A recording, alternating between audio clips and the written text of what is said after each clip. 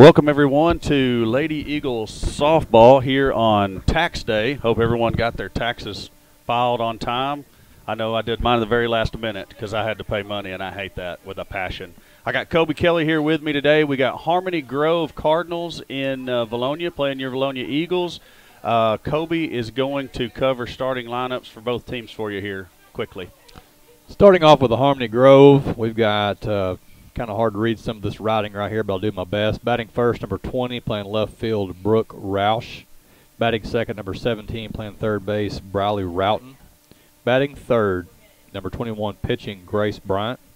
Batting fourth, number 34, playing shortstop, Leighton Withers. Batting fifth, number 15, catching tonight is Kenzie Bryant. Batting sixth, number 19, right field, Rachel Kesterson. Terrible handwriting. Batting number seven, playing second base, Kylie Moore. Batting 8, number 2, center field, Caitlin Crane. Batting number 9, number 22, playing first base, Abby Davis. So that's the lineup for the Harmony Grove Lady Cardinals. So roll out the Vilonia Eagle lineup for me now. Eagles tonight, batting first, number 10, playing shortstop, Callie Erie. Batting second, number 31, second base, Sydney Johnson. Batting third, number 12, catching tonight, Talon Lawrence. Batting fourth, number 32, playing left field, Julie Johnson. Batting fifth, number 25, designated player, Gracie Kimbrell. Batting sixth, number 20, playing center field is Faith Johnson. Batting number 7th, number 14, playing first base is Marley Hinsley. Batting 8th, number 6, playing third base is Kenna Beatty. Batting 9th, playing right field, number 4, Kylie Linton. And on the bump tonight is number 33 in the flex position, Paige Kelly. The one and only. The one and only. Old PK. And the wind is blowing out 76 miles per hour. We're not going to talk about that yet till it comes into play at all.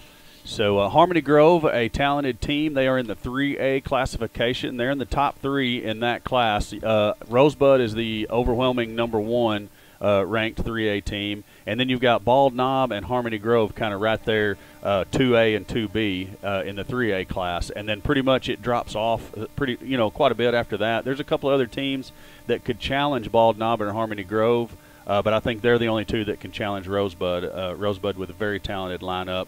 This is a very talented lineup. I know a lot of these girls from playing travel ball over the years. A lot of these are Callie's age, so I've seen a lot of them play. Coach Massey is she's a quality high school coach. She's had some success over the years. I don't think we played last year in the Benton tournament. We did. We lost like 8-3 or something like that. Mm-hmm. And then we did not play the previous year that I can remember, but the year before that, Harmony Grove was super talented, and the Eagles and the Cardinals played in the championship game of the Drew Melton tournament there in Benton. That was a great game. Callie's freshman year, Lady Eagles actually winning the Drew Melton tournament that year. But it was a good ball game to watch. So have some history against each other. The two coaches know each other very well. I expect a really good ball game. They have did some research, since you complained so much last time about me not having enough research, Corey, that I looked at it. They are a senior-laden team. They've got 9 seniors on this team. They've got a lot of pop. They're sitting at 15 home runs as a team. There's not one person that just stands out. There's consistently, the players got 2 to 3 to 4 home runs apiece. As a team, they're batting .380 as far as the average. And the pitcher on the mound is they've got 2 girls batting over .500, and one of them being the pitcher being Grace Bryant, a senior. And you think you've had a lot of history and seen her over the years quite a bit as well. Oh, absolutely. Her and her twin sister, Kenzie, who is the catcher. So you got a twin sister pitcher-catcher combo here. The shortstop actually plays with us in travel ball. That's Leighton Withers. She's a good kid. I like her a lot. You got Bailey Roughton, another good softball player. Rachel Kesterson's a good ball player. I know her, and when we get going through this, I look down that lineup. I'll know a few others that I'll point out, where they might be continuing their softball careers and whatnot. So, anyways, we're kind of having a long meeting at the plate here today. We're waiting on that till we can do starting lineups over the PA system and the national anthem. So we may have jumped the gun and started just a bit too early. A lot of times they rush us, and we don't have time to or maybe they don't rush us. We just don't get started in time. Don't have time to get everything in. That's correct. A few more facts as far as Corey looked on his team. Max Preps has got them ranked 3rd in the 3A Their overall record is 15-3, 8-0 in conference. A couple of the big wins this year, they did beat North Little Rock, they beat Rogers, beat Greene County Tech.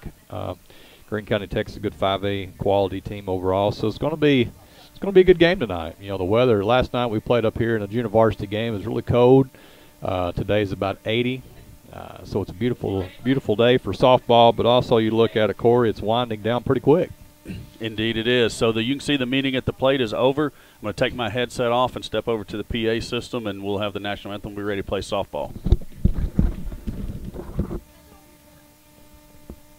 like to welcome everyone out to Lady Eagle softball field on the campus of Vilonia High School. We're going to do starting lineup tonight, beginning with the visiting team on the scoreboard, Harmony Grove Cardinals.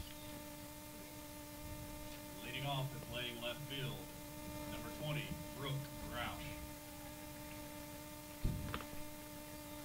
Batting second, the third baseman, number 17, Bailey Routon. Batting third as a pitcher, number 21, Grace Ryan. Batting fourth, playing shortstop, number 34, Leighton Withers. Batting fifth, the catcher, number 15, Kinsey Bryant. Batting sixth, playing right field, number 19, Rachel Kesterson. Batting seventh, the second baseman, number 7, Kylie Moore. Batting eighth, playing center field, number 2, Caitlin Crane. And batting ninth, the first baseman, number 22, Abby Davis. Now the starting lineup for your Lady Eagles. Leading off, the shortstop, number 10, Callie Erie.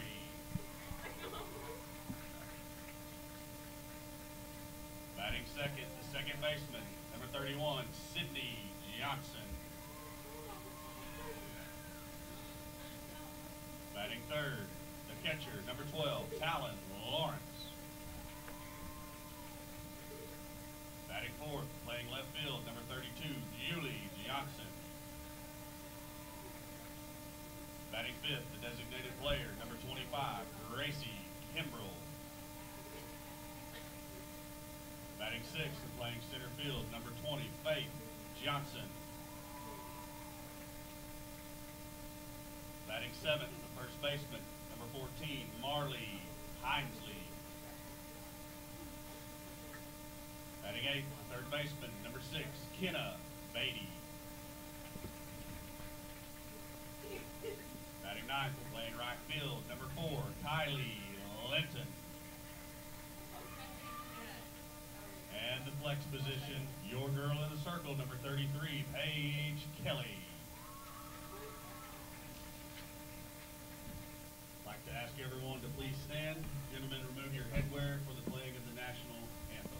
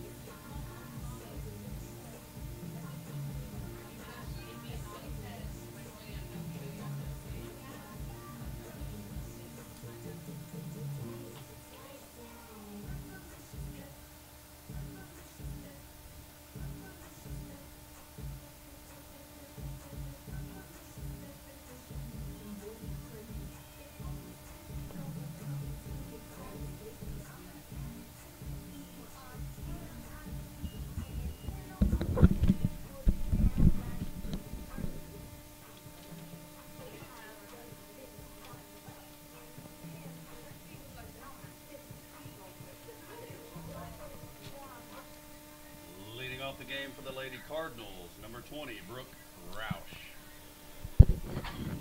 All right, so leading off for the Harmony Grove Cardinals, Brooke Roush, the left fielder. Paige Kelly delivers the first pitch. That's going to be outside, ball 1.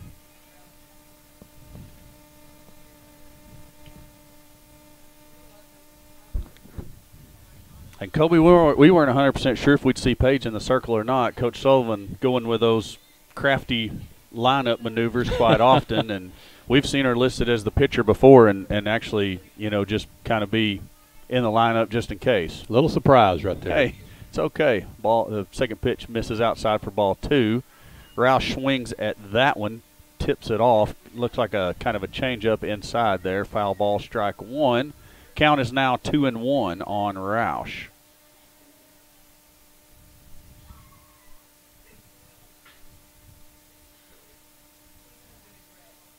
Another changeup's going to hit the dirt before it gets to the plate.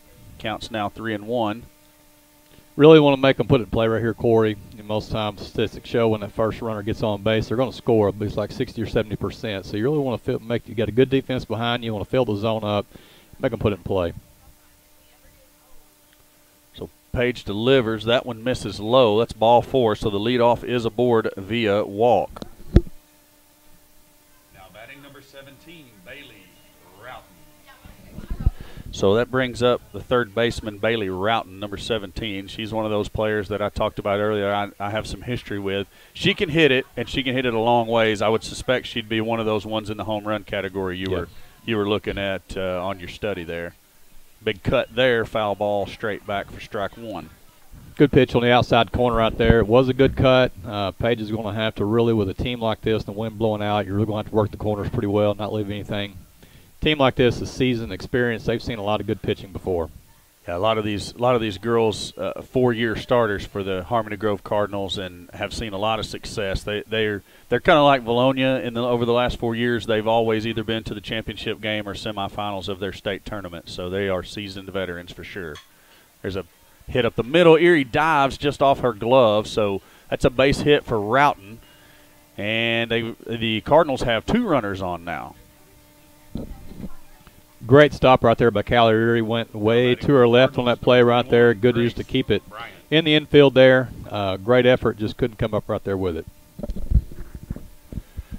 You got to give her an A for effort there. If she makes the stop, she's going to have the flip over to Sydney for the lead runner for out 1. I don't know if we'd have made the relay or not, but that was a great pitch. Starting Bryant off with a changeup, Grace Bryant off with a changeup, and she swung out of her shoes. It's very important as far as on the pitch count right here to be able to throw 2 pitches for a strike, Corey. If she gets predictable, it's going to be a long night here.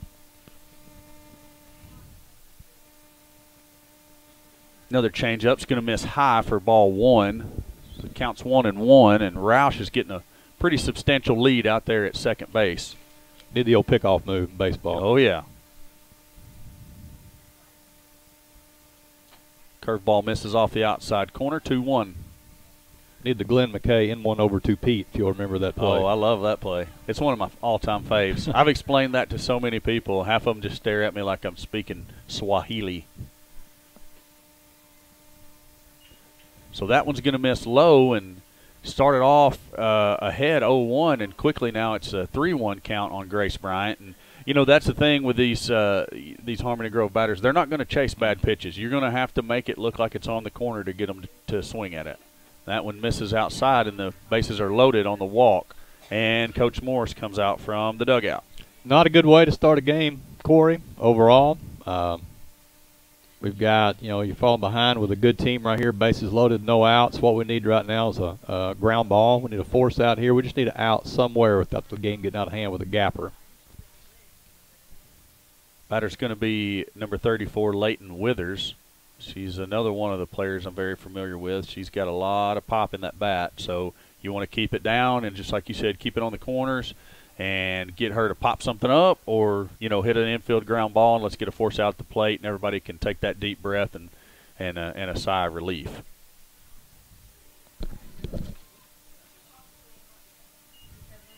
Courtesy runner number 23, Mackenzie Morrow. The batter is number 34, Leighton Withers. So get a courtesy runner out there. Number 23 is Mackenzie Morrow. Kelly starts her with a change up there, and it's low and inside for ball 1.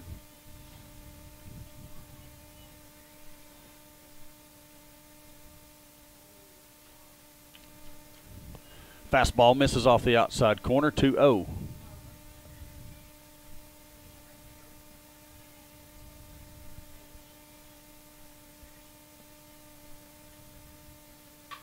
Withers puts a charge into that one. It's deep into center field, off the wall. 1 run scores, 2 run scores. Faith Johnson finally has it picked up out there. Got him in a pickle right here. Got him. Good play it right.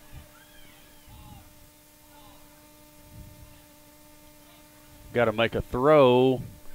So what happened is Withers thought that the third runner was going to score, so she runs up on the girl that was held up at third, and the Eagles had either one of them out if they had executed, but instead we kind of let them get back, scamper back to the base. So 2-run score. Batter is number 15, Kinsey Bryant. Now batting number 15, Kinsey Bryant.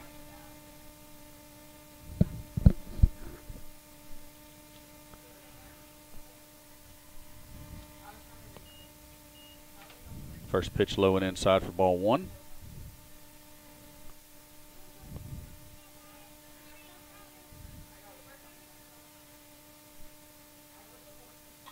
That was swung on and fouled over the backstop down the first baseline. Evens the count up at 1 apiece. 1 ball, 1 strike, no outs. Runners on second and third. Got kind of a pickle right here. Need to really bear down, make some pitches, make some plays, and get out of this, Corey. Changeup floats in there and hits the dirt. It's going to be ball 2.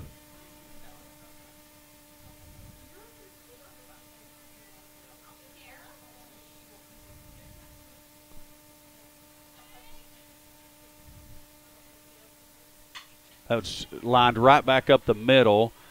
1 run scores. Second run's coming around. Faith throws it home. It's wide of the plate, so 2 runs are going to score on the base hit by Kinsey Bryant. Makes the score 4-0 now. Cardinals lead your Lady Eagles. And I will get the on-screen scoreboard updated momentarily.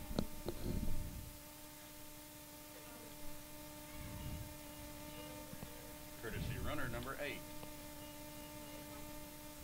Dally Shavers. Now batting number 19, Rachel Kesterson. So Dally, I think I said Shavers, but it looks like it's now Shivers. Anyways, she's the courtesy runner.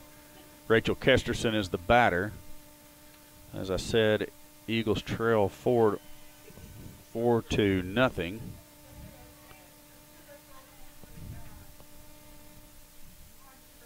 Talon wants to talk it over with Paige. Right now, you're just trying to hang on. You know, if we can get out of here with less than 4 to 5 runs, you feel pretty confident with our hitters, the wind, everything. But you can't let it go too much further, Corey, as far as too many runners on. When you've got 2 other pitchers over there who are very capable of getting the job done. Couldn't agree with you more. Definitely something to be said for giving Paige a shot to work her way out of this jam. So we'll see how she responds. And it's going to be a hit batter on the first pitch. So 2 runners on, no outs. Batter will now be Kylie Moore, number 7, the second baseman. And Coach Sullivan's going to take a timeout. And here comes Tori Wilbanks. So we're going to have a quick substitution here. It'll be Wilbanks on for Kelly in the flex position. You know, some nights are really good as far as on the pitcher. Some nights it's not. You know, they get a lot of credit, a lot of blame. Tonight was not Paige's night. You can't afford to walk some batters and then get away with some good quality hitters. They took pitches that she was missing with a changeup, and therefore left some fastballs. And they know what's coming. Good hitters will make you pay, and it's a learning experience. If you want to move on to the next level, you've got to make your pitches. So we'll get to see Tori right here. We've got runners on first and second. Got no outs. So we'll see what she can do right here. Is it me, or did she just come out there and throw no warm-up pitches? She did not throw any warm-up pitches. I think she was over here in the side getting loose. Okay. So You know, she come in throwing a strike, may not need one. That's a perfect observation. Second pitch misses high, ball 1. This is Kylie Moore. I didn't get her name over the loudspeaker here in the stadium, but we'll catch her next time around.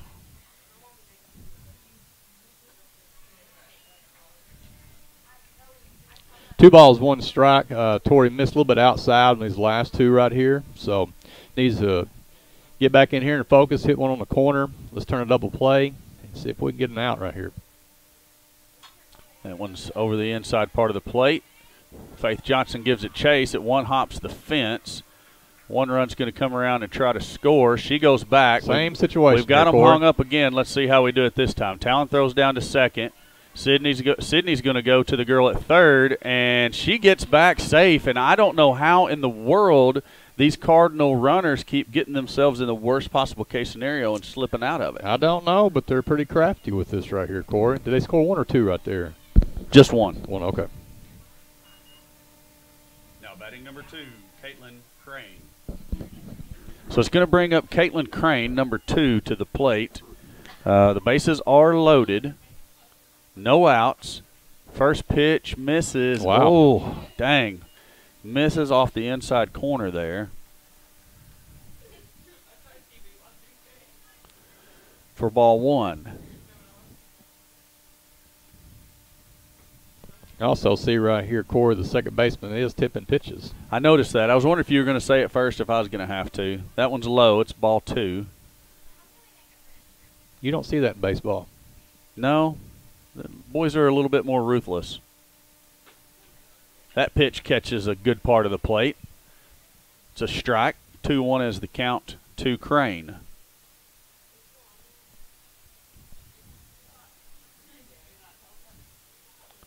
So Talon must be doing a better job of hiding them now because she didn't tip either one of those. Linton comes on, makes the basket catch, turns and throws to the plate. It's a good throw to the plate. Little shaky on the catch. It was. I think the wind might have had something to do with that. The wind did. The wind is blowing out. She's staring directly at the sun right here. She come in, Now made a good play. Presence of mind to go ahead and throw it at the plate, and she made a strong throw. So that was a great job. throw. Great throw. So we get the first out. That's a big one. Bases are loaded. Abby Davis, the first baseman, is the batter. And the lineup's going to turn over here, barring a double play or something else wacky. That one's going to miss inside and low, ball 1. I like what she was going with there, throwing the screwball back, trying to throw it in on the hands. That's the double play ball you're looking for. Eagle infielders are in for the play at the plate. Ground ball, foul. Coach Massey is 0 for 1 as she dodged that. Not much effort right there. No effort at all. If you look at our infield, Corey, it is all seniors. And if you look at, everybody but our left fielder are seniors. So, we feel very confident. They've been there and done this for 4 years now. And if you put it in play, we're going to make the play. We're going to help the pitcher get out of this.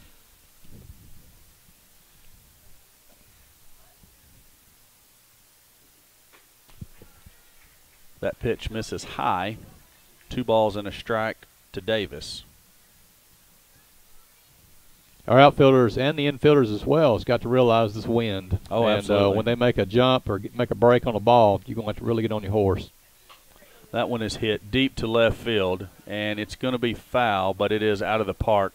Thank goodness it is the longest strike possible. Don't throw her anything else inside. No, we did not blow that pitch by her.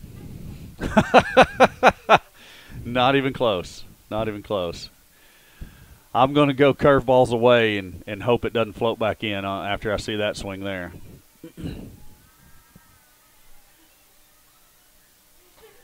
Gust of 144 miles per hour takes that pitch up out of the zone. Full count, so don't lose her, but don't leave it down the middle either. It's a dangerous situation here. Exactly. You'd love to see something on the outside corner right here, Corey.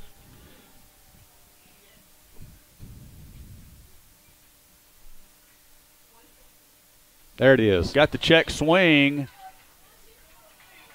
Oh, my. He's going to check her. Wow. Now, how can he tell behind shortstop? He can't. I mean, it's not even fair to ask the field umpire with the position he's taken. Gene should have done the right thing and just rung her up there. Now batting number 20, Brooke Roush. Gene's been doing this for a long time. He's a good umpire. But in this situation, with that right there, you have got to ring that girl up. You just got to do it. Just have a set of stones. Ring her up. Make it happen, Captain. First pitch is a strike. 0-1 count to Roush. Great pitch right there for Tori on the outside corner. Need to put about 2 or 3 together. That's another good one. That is another great pitch. Perfect location, and we need to live there. Until they start hitting screamers to the right side, we just need to live there.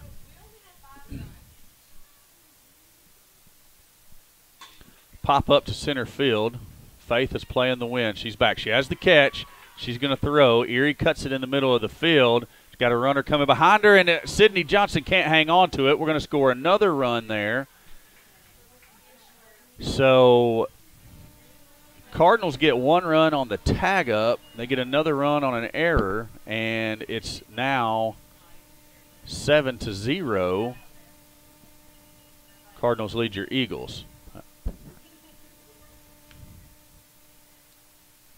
And, you know, Kobe, it looks like the Cardinal base runners are baiting us into making errors or making bad decisions. I mean, they're putting the pressure on us. I give them credit for that.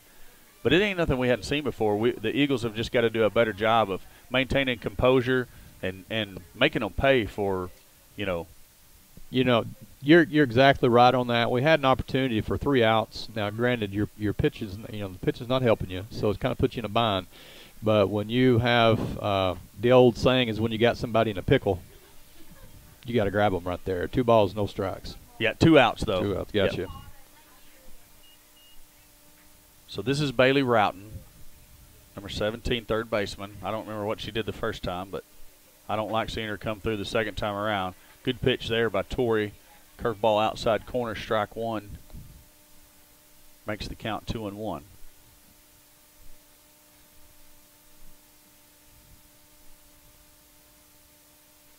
That one's going to miss off the inside corner, 3-1 now.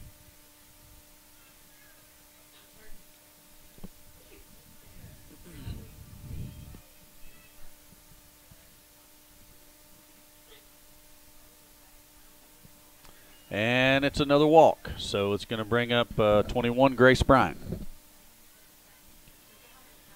Now batting number 21, Grace Bryant.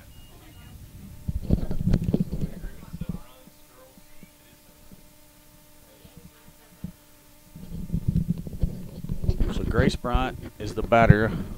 Runners at first and second, 2 outs. That pitch misses low, ball 1. Just need to get out of the inning right here, Corey. No matter what it takes, need to get out. This is a long game. If we can, you don't have to get all 7 runs back, but we need to put the ball in play when we do get up. We got some good hitters. Hit hard on the ground, foul outside of third base.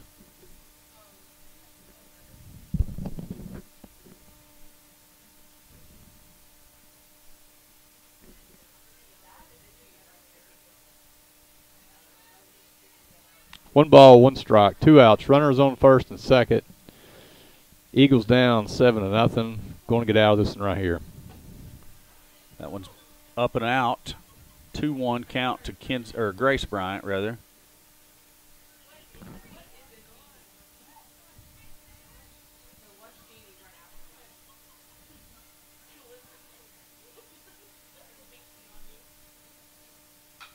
That's hit hard, foul. Just barely foul there down the third baseline. 2-2-2 on the board. I think that's the second hard one she's hit down the line. As a shortstop, third baseman, left fielder, got to recognize that and know that she's out front. Unless there's a good change up here, she's going to pull the ball. Yeah, this is a definite situation where I try to go away from her. Tori does. And it's a wild pitch. The runners are going to move up to second and third. The count is now full.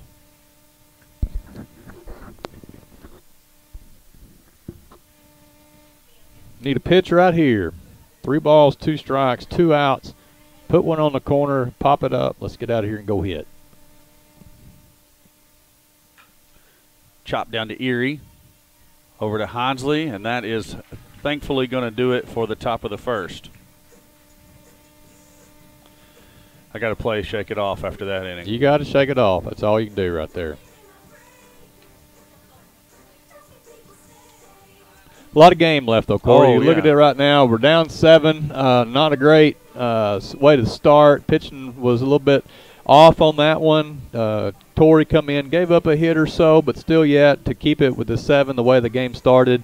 With our senior hitters, the way the wind's blowing, the way we've been hitting the ball here recently, we may not get all 7 back, but I feel pretty confident we're gonna be all right. Oh yeah, no, I mean you looking at it like this. Okay, so you came out, you didn't have the start you wanted, no doubt about that. It's over with. You can't do anything about that. The only thing you can go up there is try to string some hits together, scratch a couple runs here. I'd like to get 2 or 3. I'd call that a success. If we scratch back 2 or 3 here, come back out, everybody's calmed down. Yep. You know, throw a round number up there on the board and come back and get a couple more of those back. Well, just like your song, you just got to shake it off. Just like Taylor Swift sings, Corey. Hey, well done. So sometimes I have meanings behind what songs I choose. Subliminal. I don't know if they realize it down there or not, but surely. All right. In between some innings right here, just kind of give you a heads up on a few of our players, where they're going, stretch this out. We have got Sydney Johnson, which will be batting second for us tonight. Yep. Batting second, going to Arkansas Tech. Did some research per the request of the boss man, Corey. Arkansas Tech is currently 34-12 overall, 25-9 in their conference. They're sitting second behind Southern Arkansas in the Great American Conference.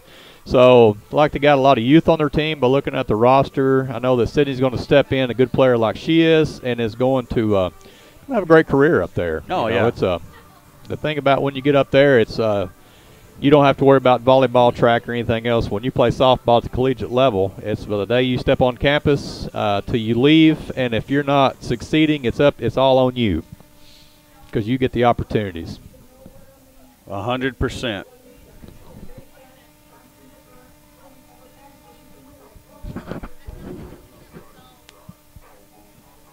Leading off the game for your Lady Eagles, number 10, Callie Erie.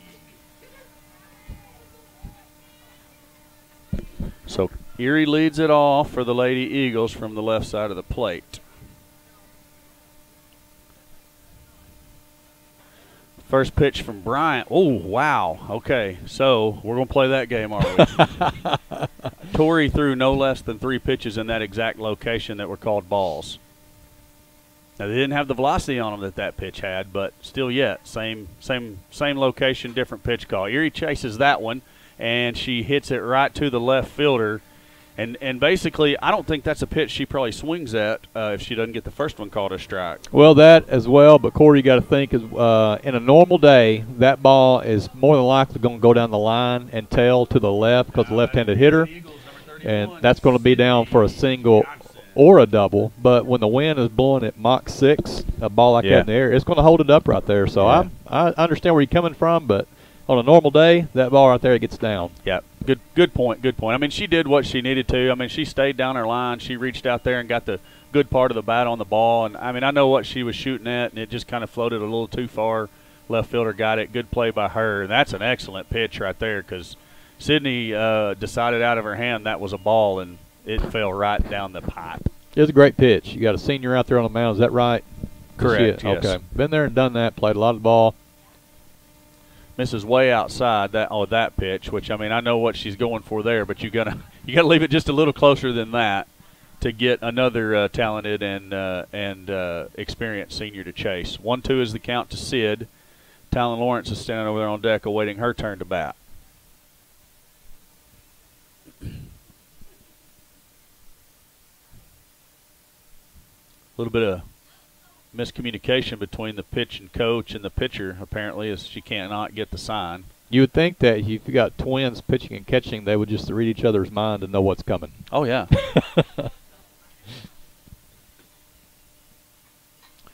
Sydney swings at the screwball in on her hands. She gets a piece of it, fouls it back over the backstop. She's going to survive to see another one. Wouldn't be surprised right here to Corey to see that changeup. Yep. You know, she went fastball, fastball, fastball. Showed the changeup once early in the count. Was an effective pitch. Sid just needs to sit back, hit the ball. And there it was. Sydney swings and misses. She's going to be out for out number 2. Brings up Talon Lawrence.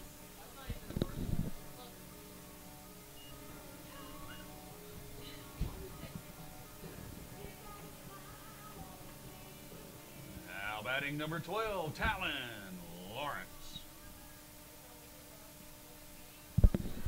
So that brings up senior catcher Talon Lawrence. Julie Johnson is the on-deck batter. Eagles looking for their first base runner of the game. 2 outs here in the the bottom of the first inning, rather. Corey, it's hard to see from where we sit at, but you've seen this pitcher quite a bit. You know, if you had to rate her velocity for viewers at home, what do you think she's throwing? Well, she can run it up there around 63. She's probably throwing high 50s at the moment. Yep. There's some individual pitches they're bumping 60, but that's about what she's doing and what she's capable of. And as I told you before the game started, Grace is all about how her game starts. When she starts out with control like this, she's tough. Yep. She is tough. Now, I've seen her in other games where she struggles with control, and that's kind of the crux of the hard-throwing softball pitcher is sometimes they just struggle to get the control on it. Falling behind right here, 3 balls and no strikes. Looks like she's pulling part of her mound up. Piece of clay come up here. That's the clay that Coach Sullivan was so proud of that he was talking to me about before the game. He showed me he had like 6 or 7 blisters on his hands. He spent about an hour out there packing in 3 bags of mound clay to get the drag area solid. It's gone. Yeah. It's officially gone. That chunk is anyway. That chunk is gone. It's probably an 8-pound chunk. Talon watches the first strike. With a 3-0 count, you can't blame her, though. Now she's ready to hit. This is the hitter's count. She wants to be looking for something she can really drive here. Don't chase anything silly. You know, with a 7-0 lead, you would think Bentley Harmony Grover here would just come with a fastball. Make her hit it. You know, don't try to paint anything too much. Miss off the outside corner, and the Eagles do have their first base runner of the day. Brings up Julie Johnson.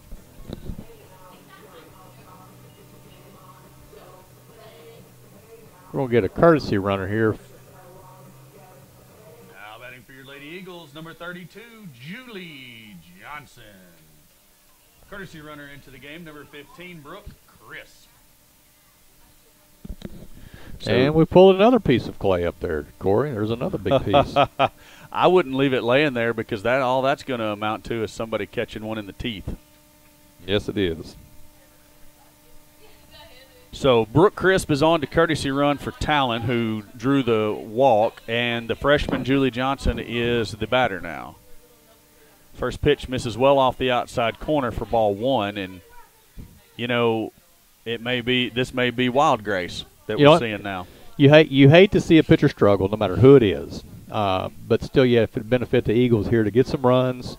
It happens on both sides. You just got to throw strikes. That's just the name of the game. That was a strike there. Count is 1-1 with 2 outs.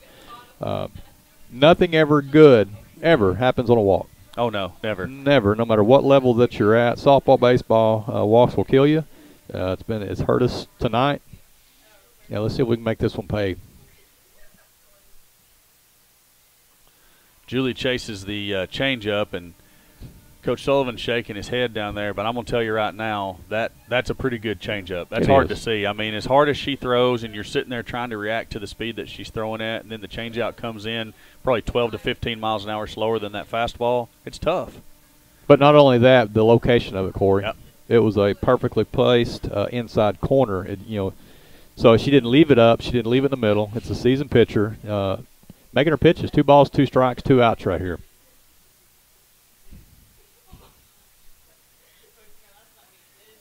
Juju takes that one down low, full count to her.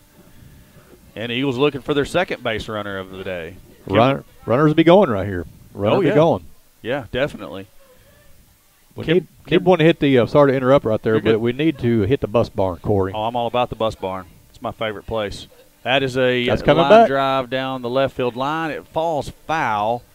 So, I'm not so sure that wasn't the changeup again, Kobe. It could have been. She was way out in front. She hit it hard, but you can tell she was in front of it. She's going to have to guard right here. She don't want to walk 2. You're up. It's not like the last inning of 1 run. Right. Throw her something, let her hit it. See how good your defense is. So Crisp will take off on the pitch. She does. Juju takes that one, ball 4, and brings up Gracie Kimbrell. To start off like she did, as far as painting corners, now we've got back-to-back walks. With Gracie, the last game that Gracie played, she hit one about 250 feet in left center here at Vilonia. So kind of struggling a little bit. So we'd like to see her throw something pretty fat to Gracie. It's getting rowdy up here in the press box. I don't know if any of y'all can hear that on the broadcast, but it's rather rowdy to my right. Apparently walks excite them. Yeah, they love walks. So Gracie Kimbrell, the batter. Kobe said she hit one a mile last time we played. I'd like to see her put 3 on the board right here. Takes the first pitch well off the outside corner for ball 1. I wish I could remember Gene's last name. Gene's been around forever. He's a good Wilder? No. No, I'll think of it in a minute. Mean Gene, the wrestling? Yeah, I mean, that's what we call him is Mean Gene, but field umpire is Vilonia's own Zach Bowling. I can't remember exactly what year he graduated, but he is a Vilonia graduate. He umped the first game behind the plate that was between El Dorado and Greenwood, did a quality job. You see Kimbrell take that pitch for a strike, so she is even at 1-1. Swings at that one on the inside corner. Just sawed the bat off in her hands, Kobe. I mean, a slow roller to the first baseman. That's out 3, and the Eagles go with no runs on no hits and no errors. Looking back, Gracie'd like to have that pitch back. You're sitting 1-1 on the count. The pitcher threw a great pitch. Like you said, sawed her off the first base. Should make an adjustment, be all right. So the Eagles trail 7-0 going to the top of the second inning, and Harmony Grove is looking to add some more runs to their total. Little update as far as another senior that we have, Sydney Johnson, our senior center fielder, will be going. Faith Johnson. I'm sorry. Yeah, Faith Johnson. Sorry, we got all Sydney. the Johnsons. We got the every Johnson one of the family, Johnsons, including the Alyssa Johnson up here in the booth with us. Does a fantastic job. But Faith is heading to University of Arkansas at Monticello to play softball. Monticello is struggling this year, Corey. Overall, they're 7-36. Conference is 7-25. So if there's a bright spot there with the lack of production from the team they have, Faith should be able to step right in and contribute immediately. So we wish her the best of luck. You know, you've got seniors coming up, a senior night coming up soon, so they don't have many more nights here at Vilonia Eagle Stadium. Leading off the inning for the Lady Cardinals, number 34, Leighton Withers. What?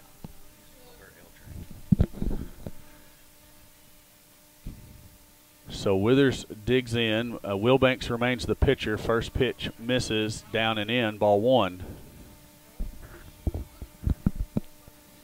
Tori may be digging for Clay as well.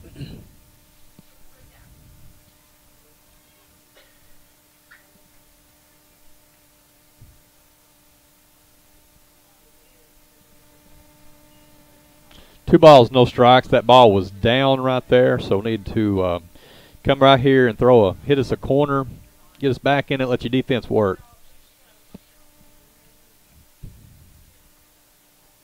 Great pitch right there on the inside corner by Tori Wilbanks.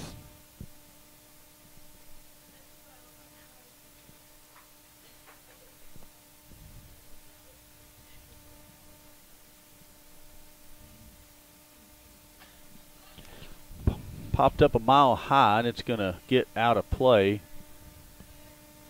for strike 2. Counts now even at 2-2. 2 balls, 2 strikes, no outs.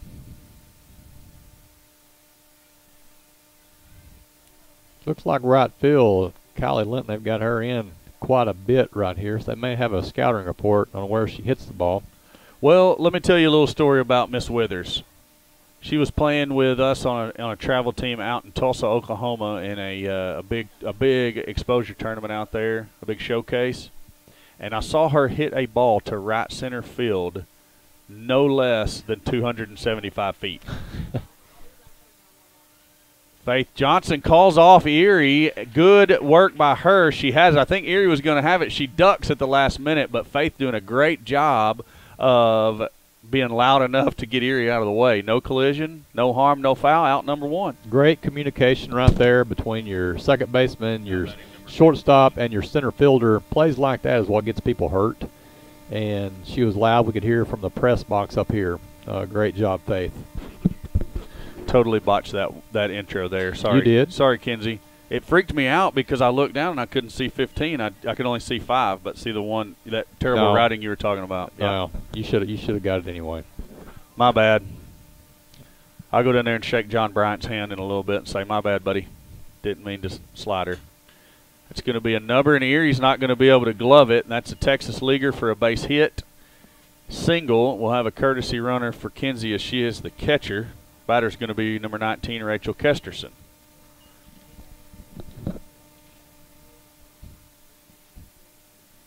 Courtesy runner into the game, number 8, Dally Shivers. Now batting number 19, Rachel Kesterson. So Dally Shivers is the courtesy runner for the catcher for the Cardinals of Harmony Grove. Kesterson is the batter. Like they're pulling more clay out. We're not going to have any dirt by the time this is over with. Coach Sullivan was so proud of that. I feel bad now.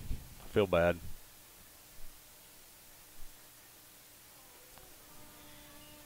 First pitch is a called strike. That's a good pitch by Tori.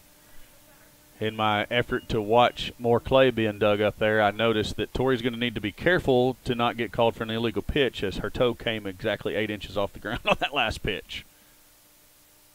Same thing there, ground ball. She turns, throws it to Erie. Erie over to Hinsley, and Hinsley pulls the foot.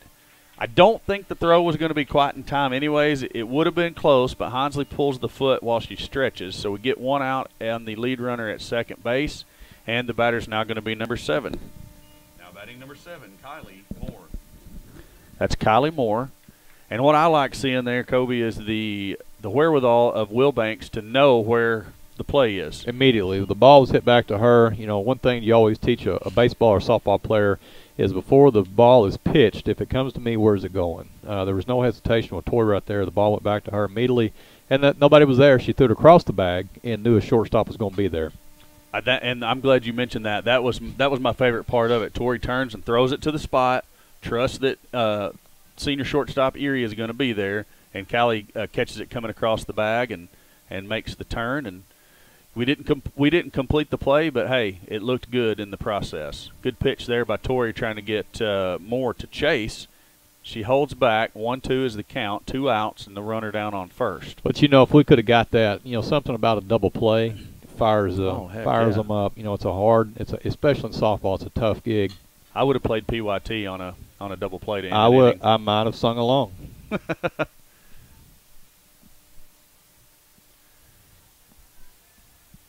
So Tori coming in here in this inning and having a lot more command of her pitches and kind of keeping these Cardinal batters off balance, and not as many base runners this go around. And that is a backwards K to end the inning, and that will requires some PYT.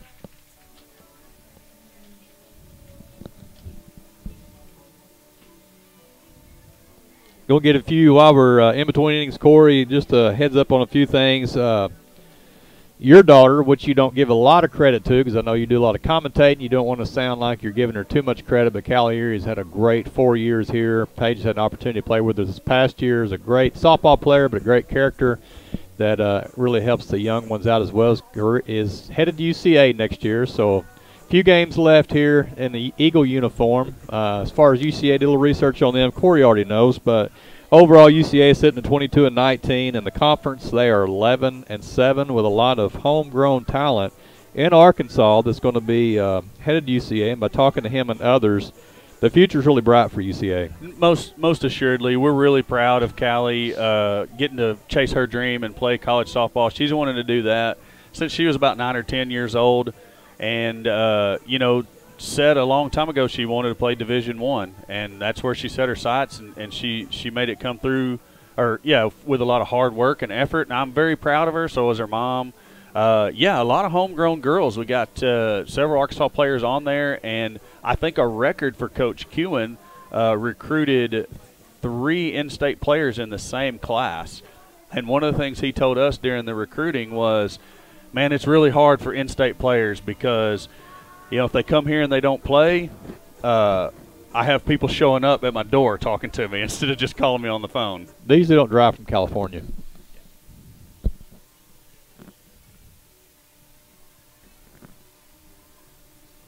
The inning for your Lady Eagles, number 20, Faith Johnson.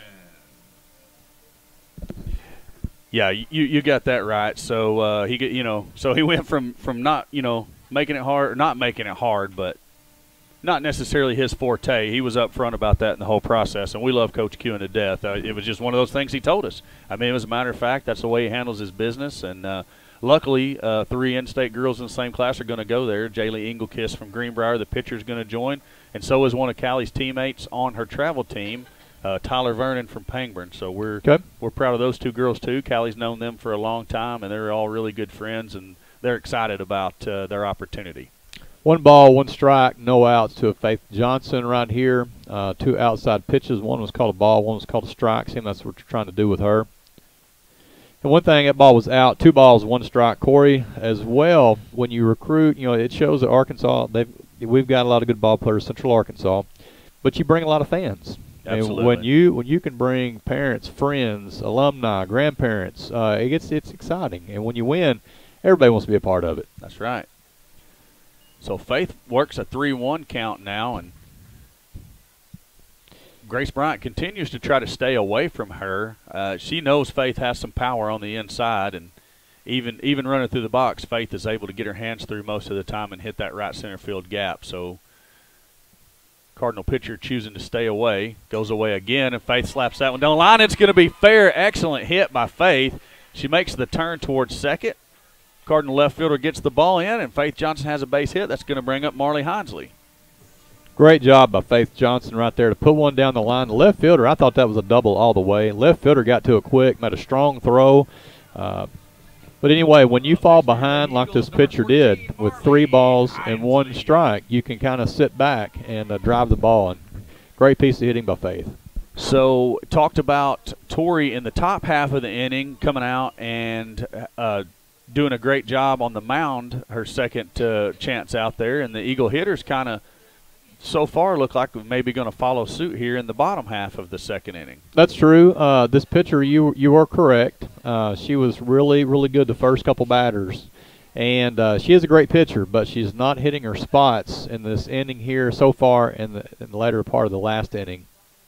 Basically, you've got to get over the awe factor of how hard she can throw the ball and the movement that she has on some of her pitches. She has velocity, she has movement, she has a good changeup, but she doesn't always put all 3 of them together all the time. And once you get over all that and you really see the ball out of her hand and you read the pitch, you can have some success. Hinesley pops that one up on the infield. Second baseman comes in, catches it right behind the circle. That brings up number 6, Kenna Beatty for the Eagles.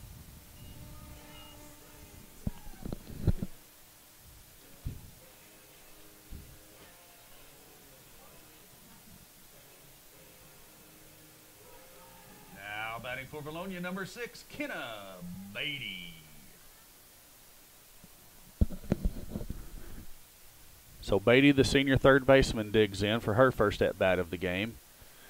You still got Faith down there on first base. She's looking for an opportunity to move up 60 feet if she gets the chance. That first pitch catches the inside corner for called strike 1. Corey, I'm not knocking any ref, umpire, anything here, but it seems a little just inconsistent. There's times an inside corner is a strike. There's times, we're sitting right behind. It's hard for us to strike 2 on the inside corner, a swing and a miss, but it's hard for us to see up and down, but we can see in and out. Yeah, definitely. And it seems like it's kind of questionable at times, but it's questionable on both sides. Oh, I agree with that. I mean, I think Tori got the benefit of some of those calls. Me and Alan like to call that sometimers. And Beatty gets hit straight in the elbow, and that one's going to smart. That one smarts. Rats, as the girl said in the previous game. Rats. So I thought we were going to take a little bit of time for Beatty to shake that off, but apparently we're not. Linton is the batter.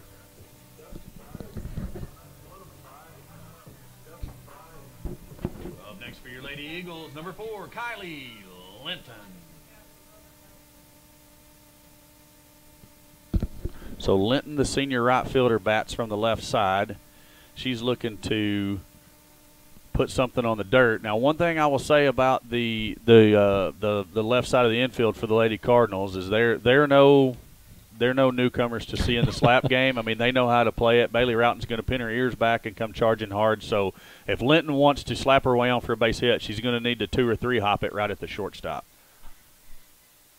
Goes for the bunt. She does offer at it, and it's going to be a strike. 0-2 is the count.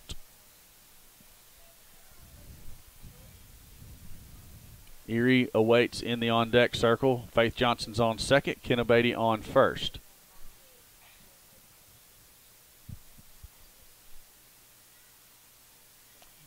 Changeup hits the dirt about 5 feet out in front of the plate. That's an easy take for Linton. The count is now 1-2. And Kobe, I'm telling you, the more patient that the Eagle hitters are, the more it'll get to the Harmony Grove pitcher, and the more inconsistent she might become. And Linton swings and misses at that one. It's a strikeout. That's going to bring up Erie.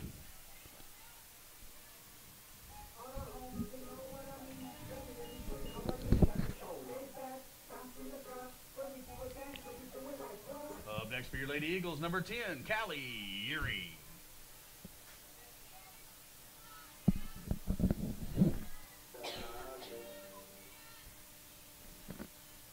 Oops. Erie swings at the first pitch, fouls it back into the backstop over on the third base line, and she's behind 0-1. I felt like she kind of pulled her head off that one a little bit, Kobe, and diagnosing the mechanics of her swing, dropped her back shoulder out of it. How much would you like to lean across out the window and yell that right now? A whole lot. She holds on that one, hits it where she needs to, but it's going to force out Beatty, and that's going to do it for the Lady Eagles in the bottom of the second inning.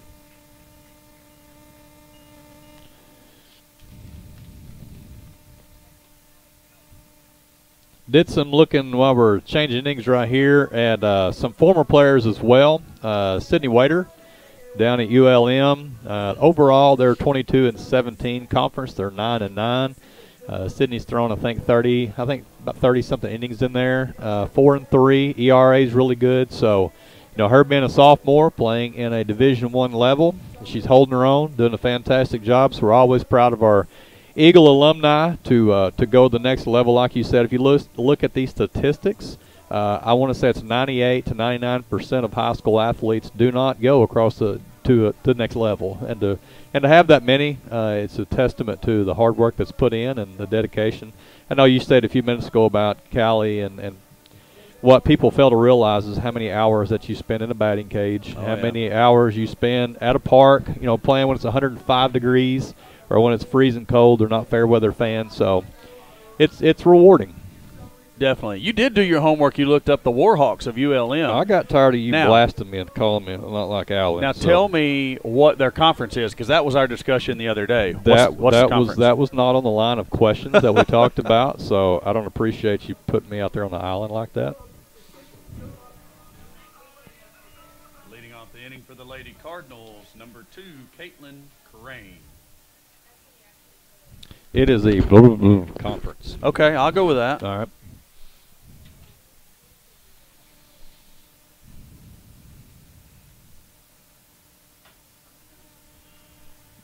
First pitch called strike. Good job by Will Banks to start off the first batter with a strike. One thing that the mental side of pitching, Corey, is you try to teach your pitchers the first 2 pitches are your most important pitches at the bat. You either get ahead or you're behind. That pitch is lined into left center field, and it is gone. Home run for Crane. And that's what happens if you leave it just a little bit too fat, especially on a gale force wind day. Well, that's not gale force. That was UCA night. It's not far. I mean, if you're getting 30, 40 mile an hour, but not only that, but a good hitting team. It's not like you can't make mistakes against a scrub team, but hey, they're going to compete for a state title. That's right.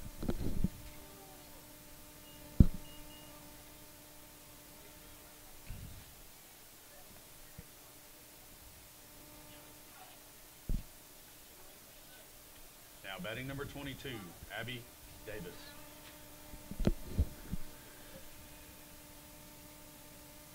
All you can do is just shake that one off, get ready for the next one. You got to have a short memory and a great pitch by Tori. That's a pop-up in the middle of the infield. Erie calls for it. She has it. That's out number 1 of the inning, and that's exactly what you need to do coming off of a home run is throw a pop-up. And that was a great pitch. That pitch was an outside corner pitch. Didn't leave it in the middle. Great job of Tori. Brooke Roush is the batter for the Cardinals. She's the leadoff. Will Banks starts her off on the outside corner. Pitch misses low for ball 1.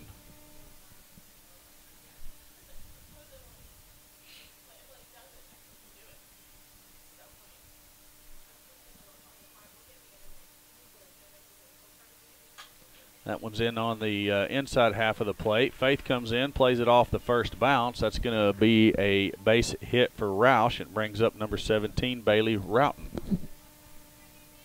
Now batting number 17, Bailey Roughton.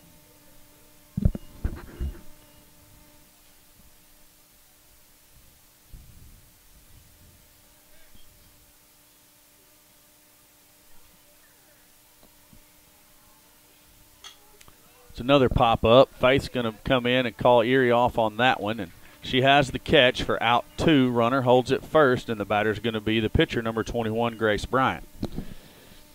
You know, you look at that on a normal day, Corey, there's been 2 plays that Callie probably could have got to, but with the wind blowing the way it is, they recognize that. That's twice that Faith, as you could hear from up here calling that ball. Communication is the key, and that's 100% credit to Faith. That's going to be another line drive just over the glove of Sydney Johnson. Faith has it, and the runner,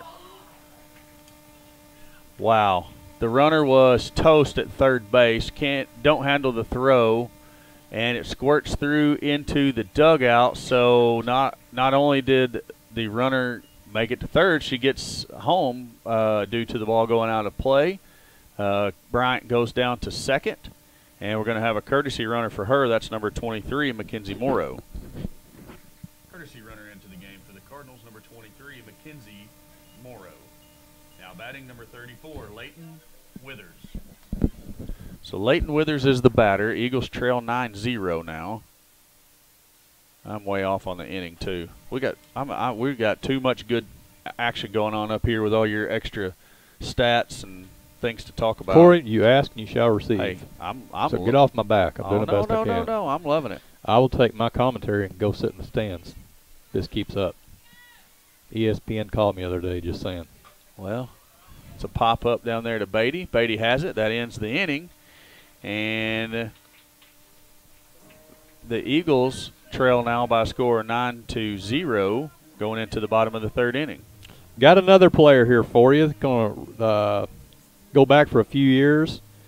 A young lady, Rachel Henson. Rachel Henson, as far as did some research on her at Arkansas State. They're having a fantastic year. She's actually batting .672.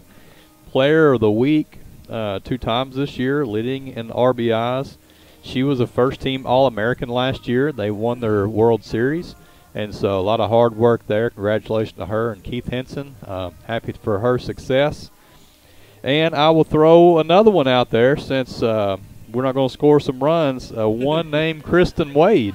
Oh, Kristen Wade. She is batting .462 with 6 home runs, 53 RBIs. There are 43 and 10. And here's the best part of it, 9 stolen bases. K-Dub with 9 stolen bases. Where did that come from? It did not come from Allen. Must come from Gala? No. No. Didn't come from there either. So what are we thinking here? That's called an anomaly.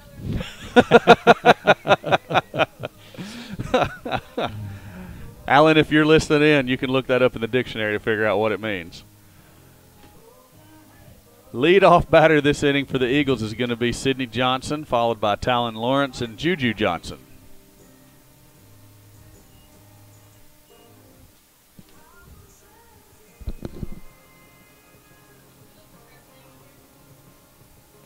Leading off the inning for your Lady Eagles, number 31, Sydney Johnson.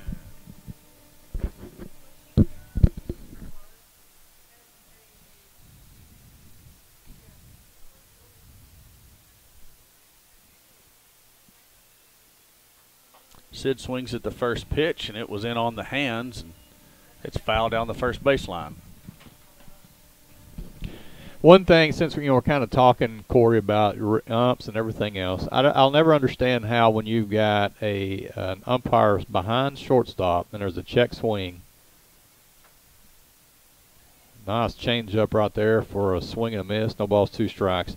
At what point does a guy that's standing about 70 feet that can't see the break of the hands, what gives him the right to say swing or not swing? That's kind of what I was trying to say a minute ago. We had to move on to something else, but my point there was nothing. He shouldn't even be asked to make that call. It's unfair it's unfair to him that he was even asked to make it. So he has to stay safe because he's not in a position where he can tell one way or the other. So he has to go with what was called at the plate, which was not a swing. Because if it had been called a swing, he just would have rung her up and it had been, move on to the next batter. So common sense to me says you have an umpire standing within 5 feet of what happened. Correct. And you're staring at it. Also correct. That's a pretty good effort right there. That was 1 for 1 on Kevin Sullivan. But I don't grasp, and I don't know how you can make that call from that far away. Either way, if you ring them up or not. But anyway, they get paid to do it. I don't. So if I got too many complaints, I need to go do it. So True that. Now, I mean, if you're down there on the first baseline where the field ump is now, you can make that call from there. Sydney hanging tough, fouls off 3 straight pitches. And with the swing and the velocity on that pitch, I would have liked to have seen what happened if they got together. I'm saying El Paso. Oh, yeah. Sawbucks. Yeah. On that covered porch they got out there. It is nice if you're a biker. That one misses outside for ball 1. A ball and 2 strikes is the count.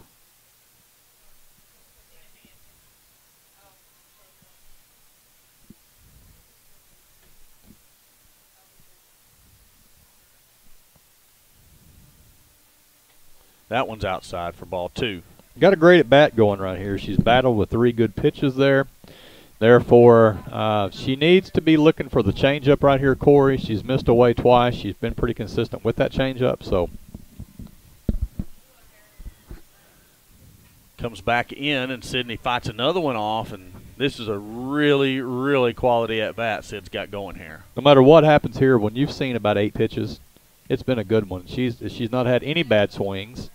You just want to see her go ahead and capitalize on this. Mean Gene decides he wants to dust the plate off.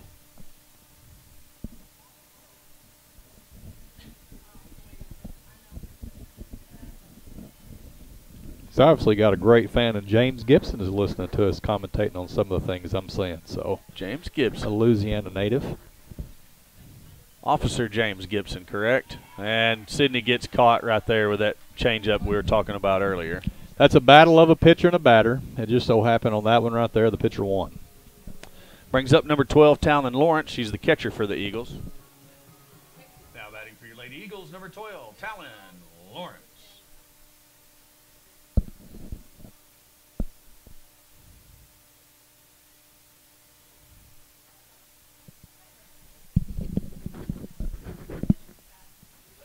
Talon swings at a pitch kind of up there in the eyeballs, but it was fast and looked like a beach ball coming in. I would have swung twice. Oh, yeah. I'm not saying I wouldn't have.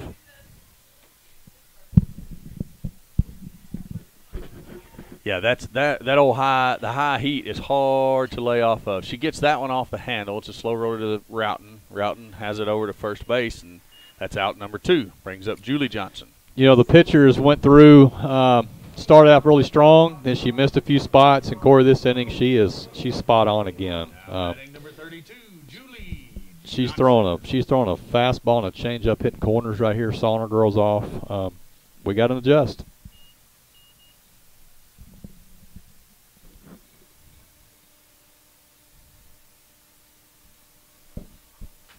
Juju swings at the first pitch, fouls that out of play down the first baseline for strike number 1.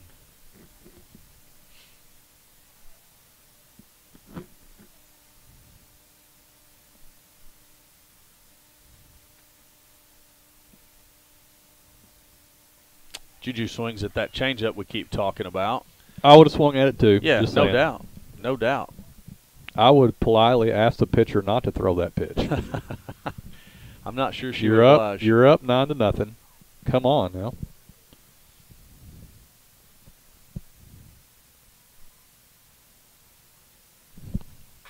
Juju lines that one into right field, and the Eagles have a base hit.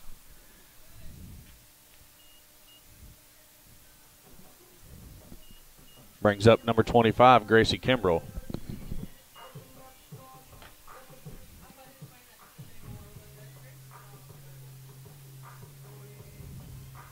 Up next for your Lady Eagles, number 25, Gracie Kimbrell. Like to see a couple of base hits here and get a couple runs on the board. I would like to see about a dozen base hits back to back. I'm not being selfish or anything. I just like to put a run or two on there. Foul ball out of play down the third base line is strike one to Kimbrell.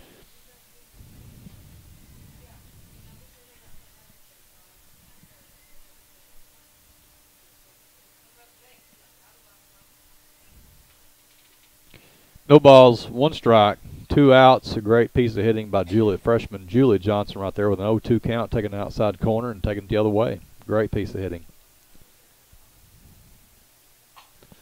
Gracie hits that one down the third base line, over to first, and that'll do it for the inning for the Lady Eagles.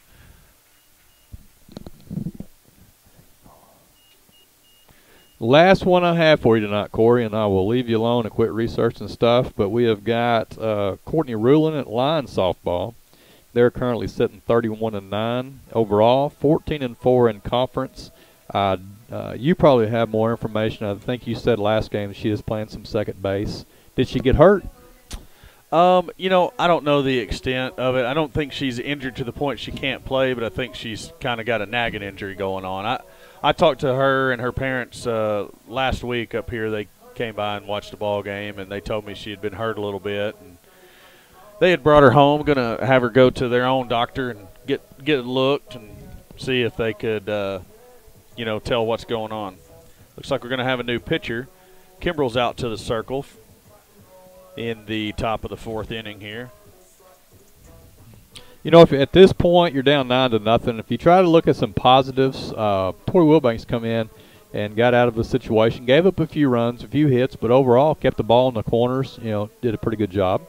We're sitting at 2 errors. You'd like to have one of those back as far as went in the dugout. Faith Johnson's makes some good plays. We just got to hit with them. You know, they have got 6 hits. We've got 3. They've had quality hits at the right times. And something that, you know, the walks hurt. Yeah, definitely. That's the biggest difference right there is the walks that we had at the beginning of the game compared to what Harmony Groves had.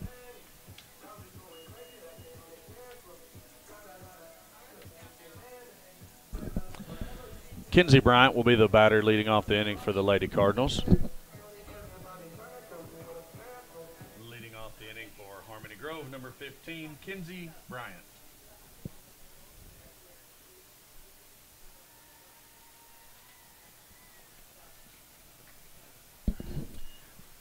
First pitch misses outside, ball 1. I believe the last time Gracie threw, she threw a complete game against Batesville. I think you're right about that. Did a fantastic job. 2 balls, no strikes. Ball just missed the outside corner. You're right. These seasoned hitters, they don't chase. You know, if it's not a strike or corner, they're not swinging. Another pitch misses down and away. 3-0 to Bryant.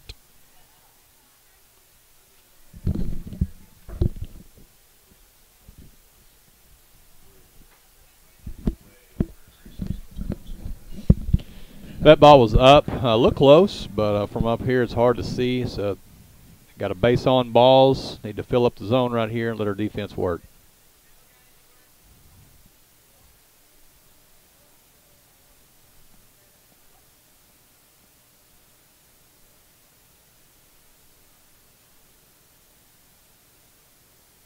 Courtesy runner into the game, number 8, Dally Shivers. Now batting, number 19, Rachel Kesterson. Little discussion between Coach Sullivan and the umpire here. Are they talking about supper, you think? Yeah, I think it's, you know, your choices are pretty slim here in Vilonia. It's like, all right, we're going to do McDonald's or Sonic, or we're going to make the drive to Conway. Hey, man, hibachi. Oh, yoy. That is, Yoy. That's lit, as the kids say. You better be ready to drink about 9 gallons of water later that night. A lot of salt in the Japanese hibachi grill. And sodium. Both of those.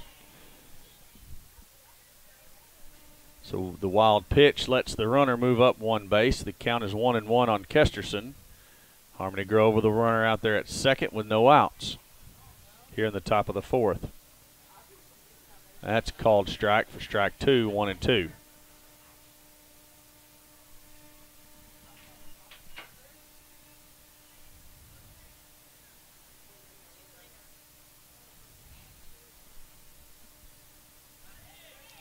Change up apparently misses, much to the chagrin of the entire throng of Eagles.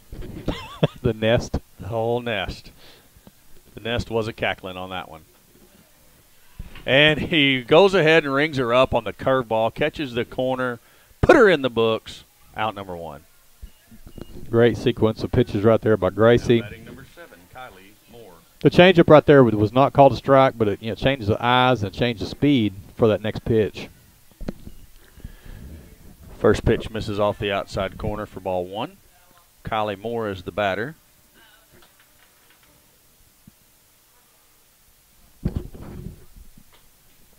That one is the same pitch, but called a strike this time, 1-1.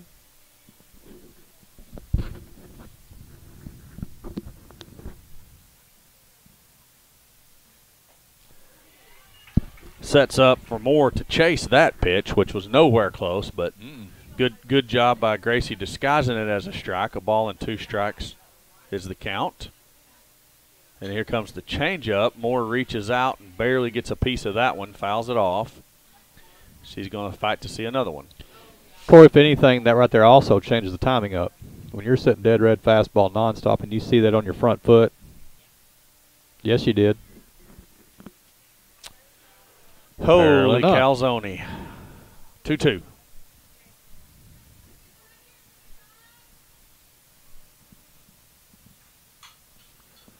Reaches out and hits that one off the end of the bat, and she almost threw it like a T-baller there. She did. This team are tough outs.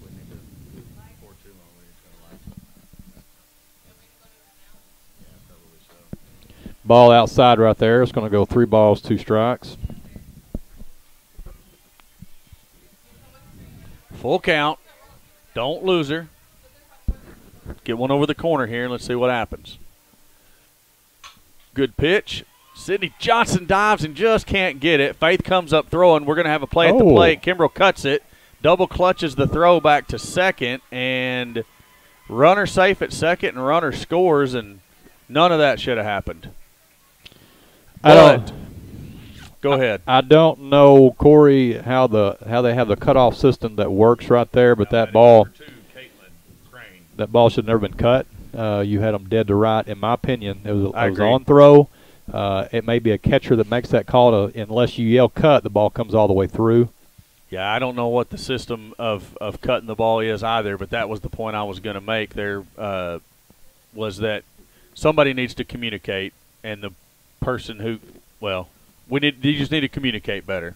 Yeah. It's a good pitch there. Kimbrell gloves it over to Honsley at first. That's going to be out number 2. Crane goes down to third. And the batter is going to be number 22, Abby Davis. Now batting number 22, Abby Davis. We talked about communication in the outfield, and it was excellent there. If we need to work on that play. Yeah. You've got to, can't happen there. But it did. You can move on. So first pitch called strike. That's a great pitch. Little drop ball outside corner. Like the way you start off a batter with that one.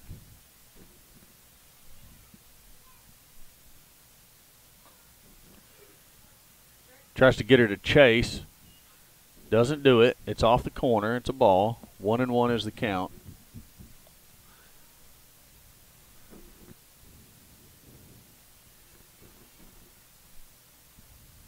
That one hits the dirt, and the runner's going to score. 11-0 now. We're at 2-1 or 3-1 now, Corey. What do you got on the account, Alyssa? No, 2 balls, 3 balls. All right.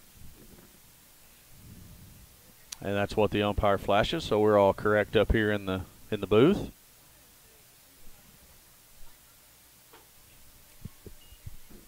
That one misses outside, ball 3. 3-1's the count. 2 outs, no runners on. Eagles trailing 11-0. Called strike. Good pitch there by Gracie. The Eagles are going to have to put some runs up here, or this is going to be a shortened evening. Good pitch. Struck her out. Out 3. Eagles trailing 11-0, Kobe. They're going to have to put some runs up here in this inning. I just got to do it. Should be getting close to turning the lineup over again. Well, you look at it, we've got 6 outs. If we don't score 2 runs within 6 outs, it's going to be having a team come to our place and whipping you bad and making you like it. So kind of find out. We've talked about this before. When we're on, we're down. Find out what you're made of. You've got to put some quality at bats together. Yeah, you're facing a great team. You're facing a great pitcher, but still yet, we're a great hitting team. You just got to do it. Who you got up for us? It's going to be Faith Johnson to lead it off. Faith will be followed by Marley and Kenna. So Faith, Marley, Kenna are the batters. Linton will bat when those 3 reach base.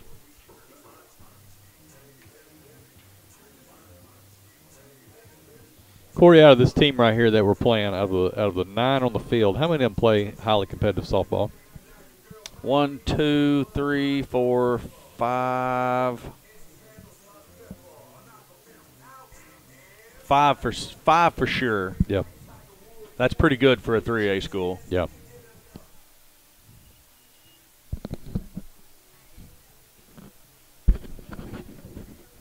Leading off the inning for the Lady Eagles, number 20, Faith Johnson.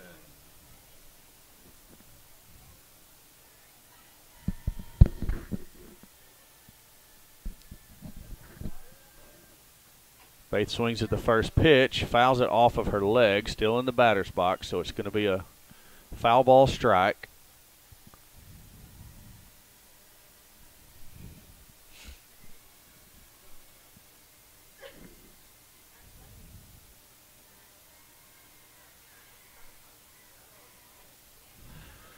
Faith stands in there and swings, and she gets her a piece of the changeup action. She got it as well. You know, the pitcher here hides it very well.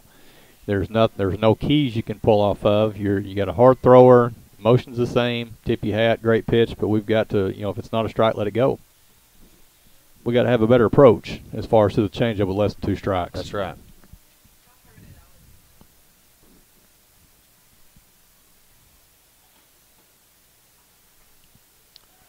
That one misses off the outside corner. A ball and 2 strikes now to Faith.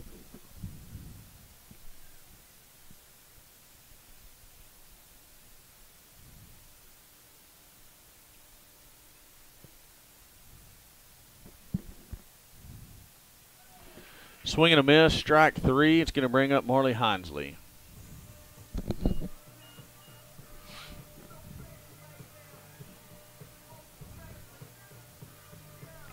Maybe this Beyonce walk-up song will help us out. Now batting for your Lady Eagles, number 14, Marley Hinesley. I hope so. Can you go wrong with Beyonce? I just can't agree with her politically. I'm not a Beyonce fan. I'm not a Jay-Z fan. I'm just not a fan of their choreograph, Well, their dance moves. That's true. I would dance a different way personally, but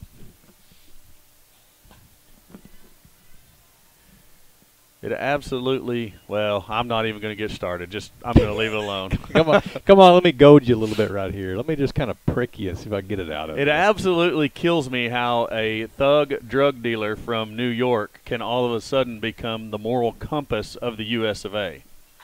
Oh, he's not? Well, he thinks he is. That's the air he puts on. And, I mean, I understand people can change, and I have no problem with that, but I don't like his approach to things. That's all I'll say about that. Like Forrest, that's all I've got to say about that. Up next for your Lady Eagles, number 6, Kenna Beatty. My little soapbox there kept me from playing very much of No Sleep Till Brooklyn, and that makes me sad. Was that additional information, was that for free that you gave us? That was all free. I mean, I've got a wealth of free knowledge I can share. Like Most times I choose not to. It's like a fountain. Oh, yes.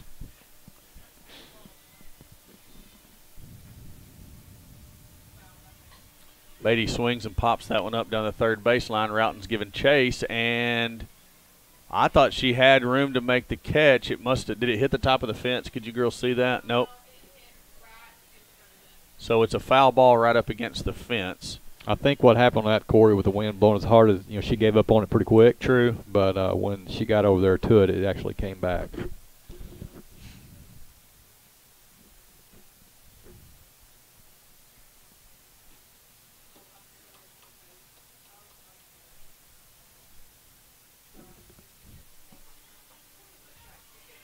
Called strike 3. Linton will be the batter.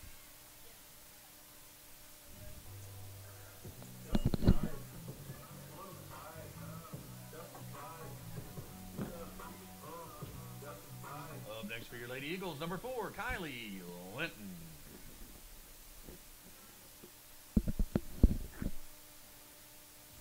So Linton will bat. We need a 10-run home run. Swings and misses at the first pitch, strike 1.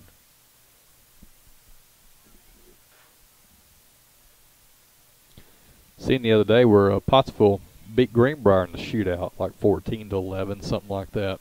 Wow. Pottsville is coached. I didn't know until I started looking a little bit further. By Greg Jones, a Morrilton guy that played against him when I was at Tech, and he's at UCA. Okay. Real good baseball player and a fantastic coach as well. Now, back in those days, Tech and UCA, same conference, rivals down I-40 there.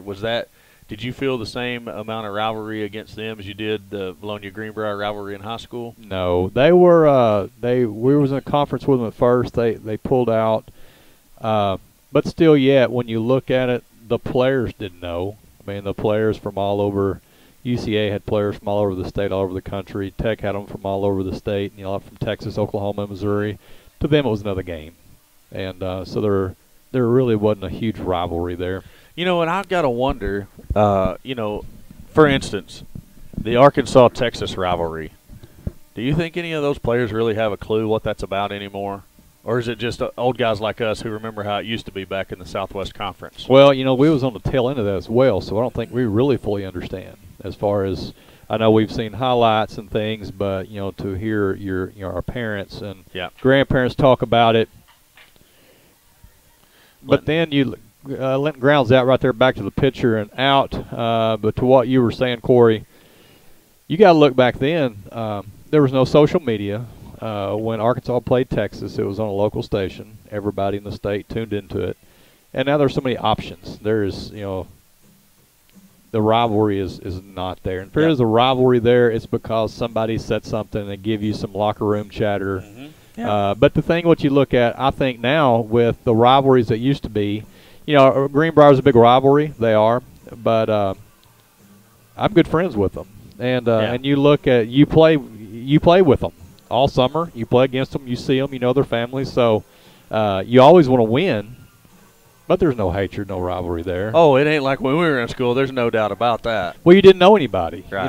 Back in the day, I didn't know a lot of those kids. All I know is you're supposed to beat them, and I got to know them.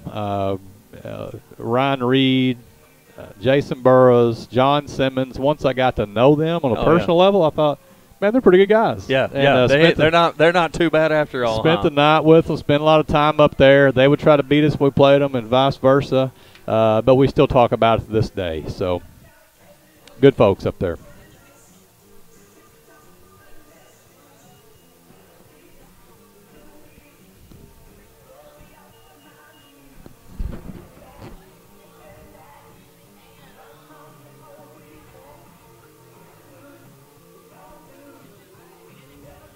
The inning for Harmony Grove, number 20, Brooke Roush.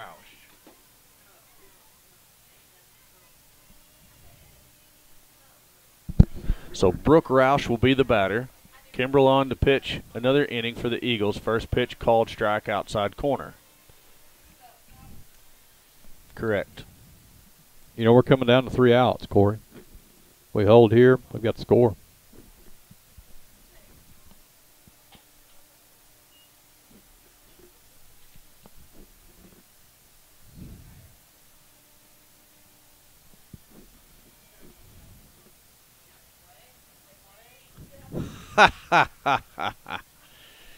I got to check my text messages more frequently. Look at what I have the score as on the screen. Hey, I like it. Oops. I like it. Leave it there. Yeah. I ain't going to leave it there. I'm going to fix it.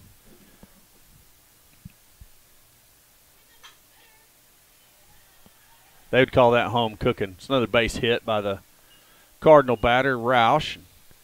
Johnson with a valiant effort, but unable to come up with the play. It's going to bring up number 17, Bailey Roughton. Corey, look at that right there. Number 17, Bailey Roughton. Said before, and we'll say it again, softball's a game of inches.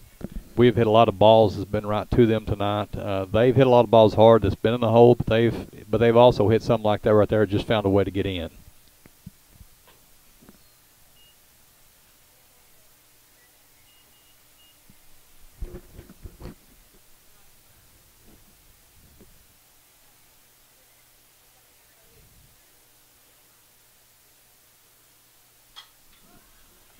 Go make a play right there.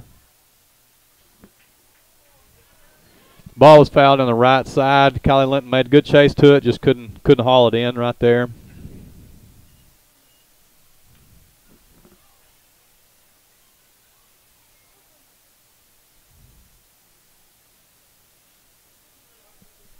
One ball, one strike, no outs, runner on first. Ball in the outside corner, great pitch, strike 2, 1 ball, 2 strikes. Apparently I have played an inappropriate song over the loudspeaker, and I would have no idea because I can't hardly hear it.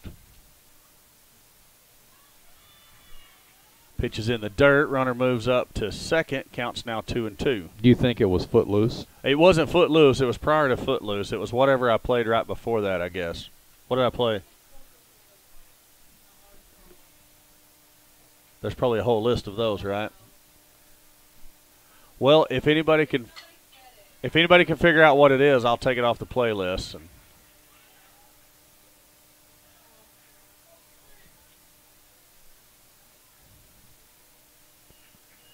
base hit through the right side. Runner's going to take second on the throw through. Runners at second and third. Batter's number 21, Grace Bryant. Now batting number 21, Grace Bryant.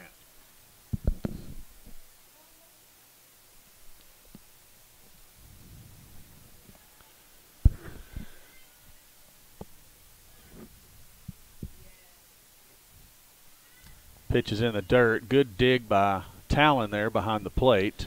Corey, when's our negotiations come up for renewal on broadcasting? I'm going to ask for a lot more this time. You know, I think they do those contracts on a yearly basis. One hopper to Beatty, checks the runner, goes over to Hinsley at first. A good pick by Hinsley there. That's going to be out number 1. Good play all the way around. You like seeing that out of the Lady Eagles defense. You bet.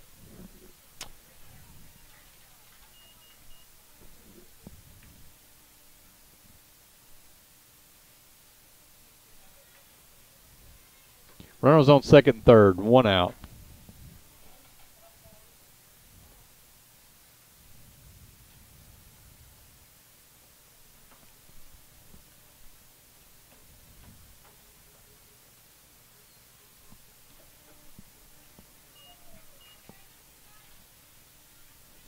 One ball, no strikes, ball on the outside right there. Missed the corner.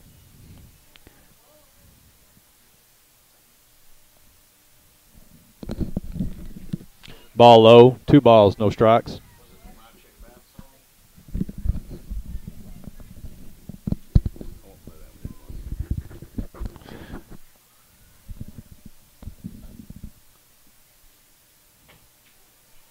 Great pitch on the outside corner right there. 2 balls, 1 strike, 1 out with runners on second and third.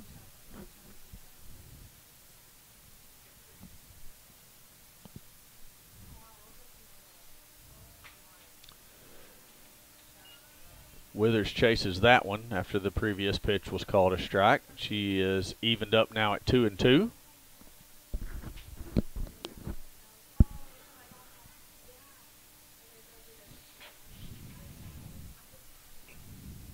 Good outside corner right here, Corey.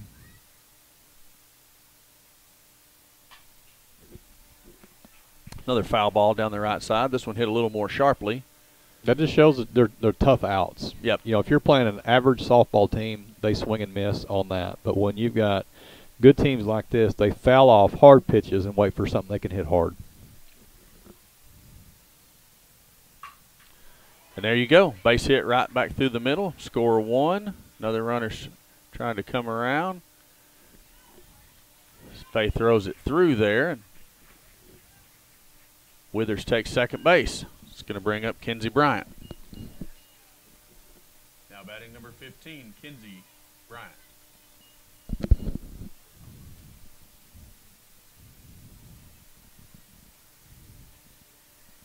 Runners on second and third. 1 out.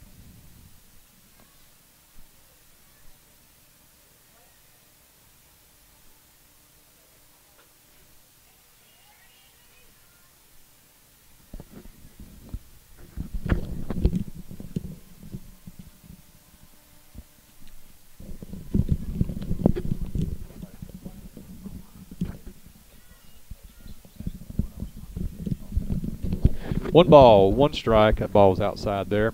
You can tell Gracie's trying to stay away right here. That one's off the handle. Erie has it over to Hansley, and that's going to be out 2. Throw it to second base. Just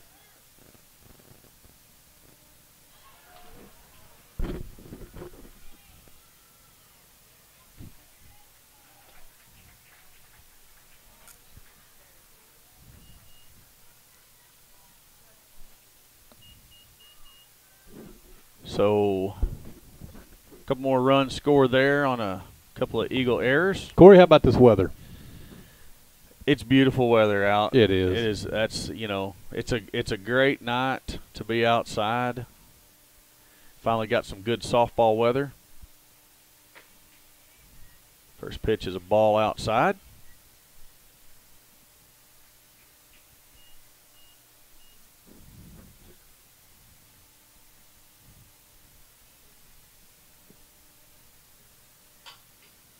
That one's hit back to Kimbrell. Flips it over to Hansley, and that'll do it for the inning.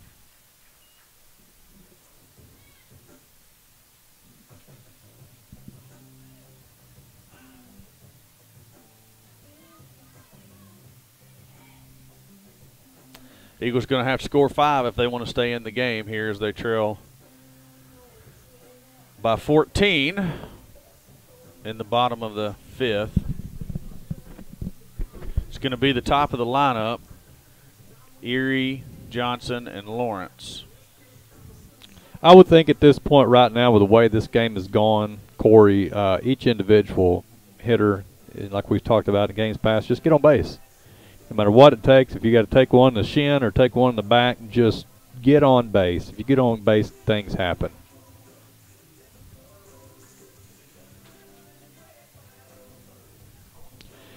But you can look at this several different ways. It's not been a good night pitching. It's not been a good night hitting, fielding. It's just been a bad game. But it may be an attention getter when you play conference Friday night. I'm sure there's going to be a tongue lashing as soon as this game is over with. He's going to call out some things that took place in this game.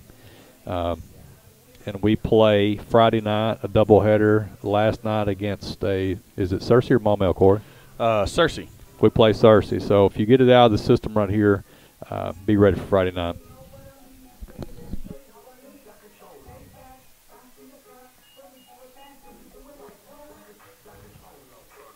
Leading off the inning for your Lady Eagles, number 10, Callie Erie. Erie will bat for her 3rd time. She's 0-2 on the evening. Had a couple of decent at-bats, hit it right to people. That right there, Kobe, was the pitch you're looking for, just like you talked about. She tried to take it off that inside knee and just barely missed her. Ball 1. You know, you hear it a lot. You hear people say wear it. You hear coaches say it. You hear people in the stands say, but when you're in there and you've got a 60-something mile an hour fastball coming at you, I don't care what it hurts. And your natural instinct is to get out of the way, and that's natural. So the Cardinals have pitched our slappers away. They're coming in on Erie trying to jam her up. Honestly, if I was her, I'd stand in there and try to rip one down the first baseline, but runs through and hits it right back to the pitcher, and that's out number one.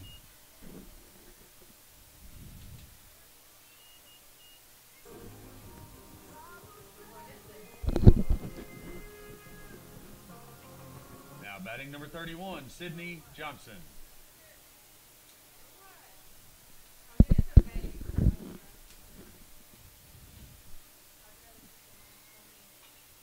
Sid swings at the first pitch, fouls it straight back, and that's going to be strike one on her.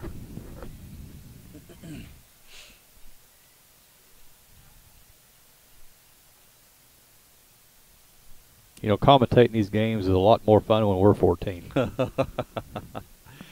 Yes, you are absolutely correct about that. We have a lot more fun up in the press box when we're winning by 14 also. That one's fouled out of play down the right side for strike two.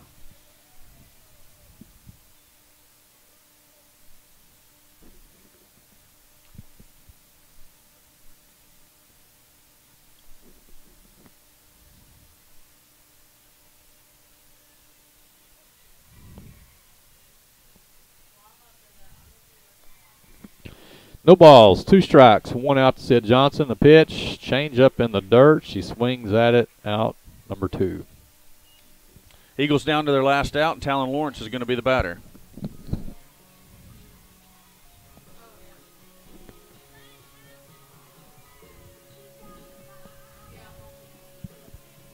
Now batting number 12, Talon Lawrence.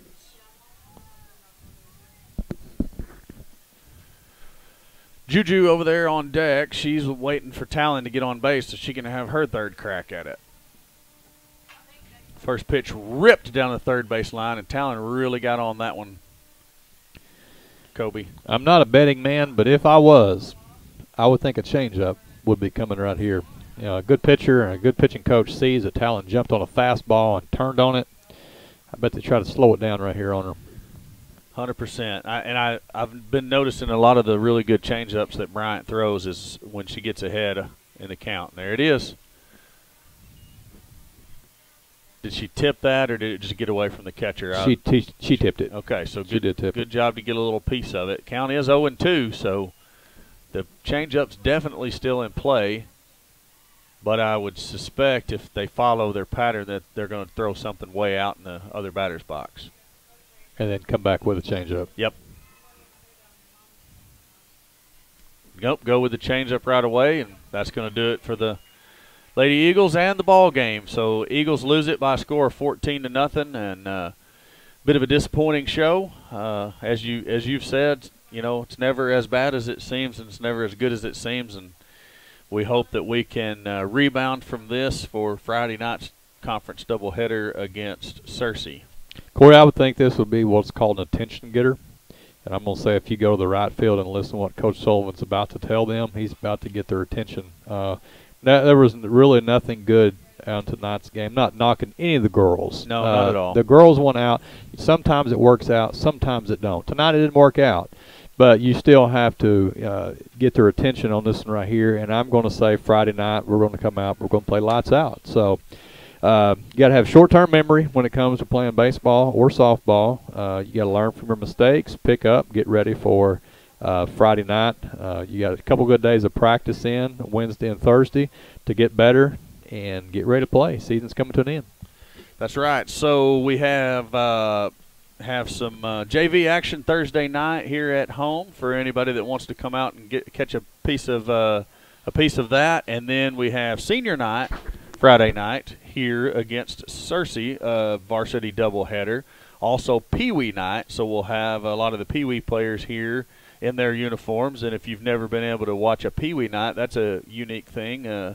the younger ladies that come out get to actually trot out on the field with the starting Eagle players to their positions as they're called out to start the game. So that's a neat experience. If you have a little one that plays softball and wants to watch some of these Lady Eagles play a conference doubleheader, come on out. They wear their uniform, they get in free, and I think they get a voucher at the front gate for a free popcorn and a free Capri Sun at the concession stand as well. Do you still have a uniform, Corey? Oh, I've got one. I'm not sure how good it fits though. I would love a free popcorn and something to drink. Yeah. Maybe we'll, maybe we'll throw on some throwback jerseys and come up here and see if we can sneak in under the Pee Wee night. So that's going to do it for Lady Eagle softball tonight. Appreciate all you guys tuning in and watching, and we'll be back with you Friday night for doubleheader action against Searcy. Kobe, appreciate you being with me. You bet. Enjoyed it.